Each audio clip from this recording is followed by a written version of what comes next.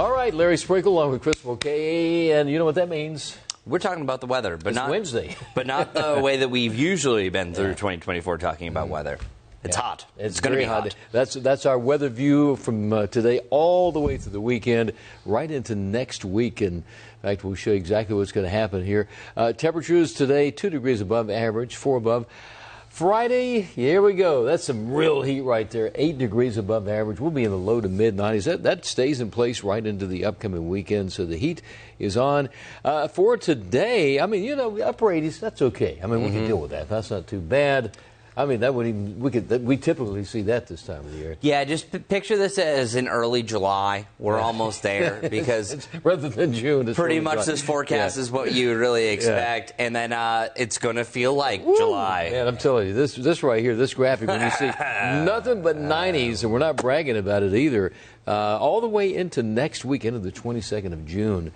So, you know what? One thing about this, the caveat is this does not mean the entire summer is going to be sweltering heat every week like this, because we certainly see changes, and with tropical situations that can also affect our temperatures as well. So, but anyway, the next several days, and the other issue is the dew point temperature. It's just made it so oppressive out there. Wonderful, right? Yeah, and that's also going to raise some of our heat indices close to 100, so that 94 day will feel more like 98. We're not near the threshold. Usually once it starts feeling like the triple digits, that's where you can be very close to those heat advisories. But we are advising you that it's this time of the year that you oftentimes kind of forget, like, oh, yeah, this is how I handle the heat. Because we've hit 89 6 times.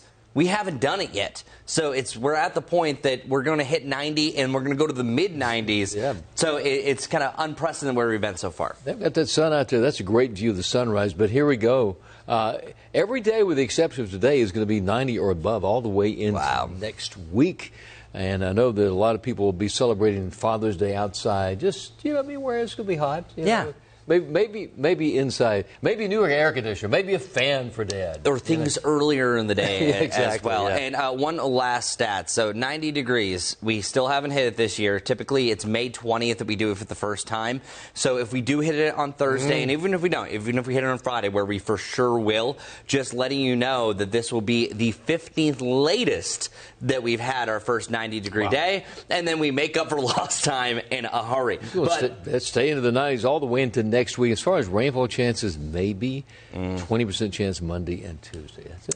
Yeah, sometimes it can be a little bit too warm for storms. Those temperatures. Oh, let's talk temperatures. Let's talk about it. It is Wednesday, so every Wednesday here on WCNC, we have a Weather IQ, helping you raise your weather IQ. Well, Brittany Van Voorhees met with the National Weather Service to talk about how we actually measure temperature, and it may not be the way you think.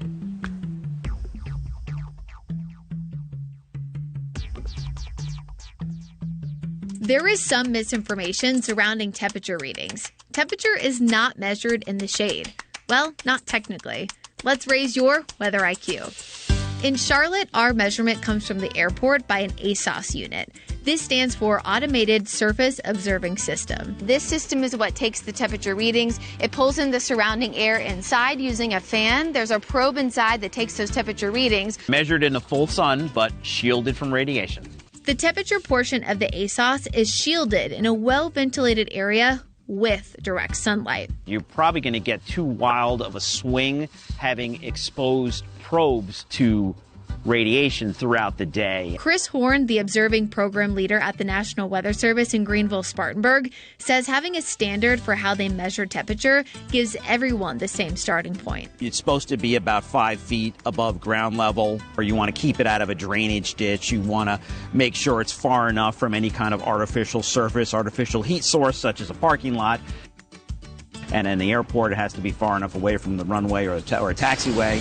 This also allows other factors to be taken out of the equation, such as humidity and solar radiation. So to give you some perspective, we're going to take the temperatures in 2 different places. Right now, the blacktop in the shade is about 56, 57 degrees. However, in the direct sunlight, due to all that solar radiation, it's about 105, 106 degrees. For WCNC Charlotte, I'm meteorologist Brittany Van Voorhees.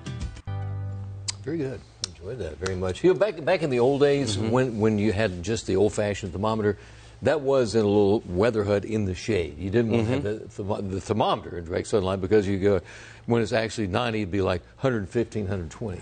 And I was actually looking at some of the video that they had. They still have the old box that they used to put things in. Yeah. So you could actually see the old wooden box, the way it was done, and now it's fancy. I'll be honest with you. I've actually never seen what the actual device looks like. And you're talking about the old one? The new one. I haven't either. Yeah. I've seen the old one many times, and not that one. That's pretty highfalutin right there. And that's the advantage of your weather IQ, because we're always going to tell you those little tidbits to just make you a little bit smarter concerning the weather. And the main reason why we're here to let you know that, plain and simple, it's going to be hot. Absolutely. Stay safe. So we'll see you tomorrow. Have a great day.